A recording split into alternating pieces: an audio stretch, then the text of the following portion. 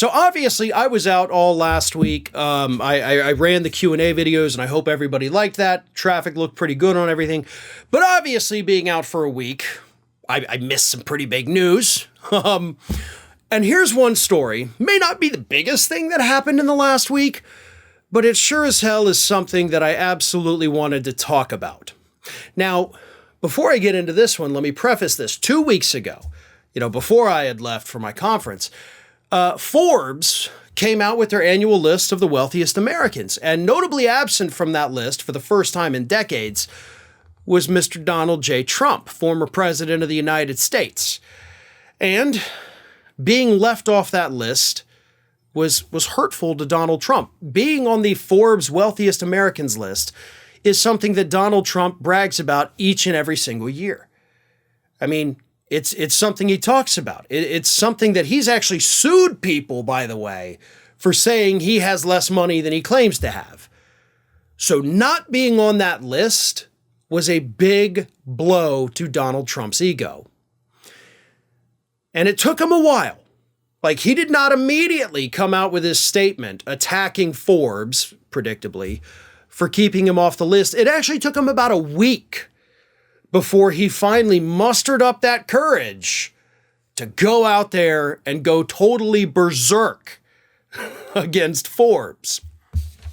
In a post on Truth Social last week, Donald Trump said that Forbes is, quote, very badly failing and lost most of its relevance long ago. Lost most of its relevance long ago, says the man who routinely brags about being on that list. Also, as far as I have seen, there's absolutely no evidence to suggest that Forbes is, quote, very badly failing. But they hurt Donald Trump's feelings very badly, so he has to try to come out and hurt the feelings of a magazine. He then said this: Forbes took me off their fake Forbes 400 list just by a whisker, even though they know that I should be high up on that now very dated and discredited antique. For years, Forbes has attacked me with really dumb writers assigned to hit me hard, and I am now up 60 points on the Republicans and beating Crooked Joe by a lot. So much for Forbes. Okay, I don't know what that last part has to do with Forbes. Like, oh, you say I'm not worth that much money, but if I'm not worth that much money, how am I beating these Republicans and Crooked Joe? Explain that. No, you explain why that's relevant, and let's also not forget, that's not true. You're not beating the other Republicans by 60 points. You're beating them by 42 points. Yes, you're beating them by a lot, but let's not exaggerate something that doesn't need to be exaggerated. As for you beating Crooked Joe, that was literally in one poll that at this point is now very clearly an outlier, right? That Washington Post, ABC News poll, Trump's leading by 10 points, hasn't been replicated, which means it was an outlier. It's also been revealed since that poll came out that the poll oversampled Republicans by, get this, 10%. 60% of respondents were Republicans.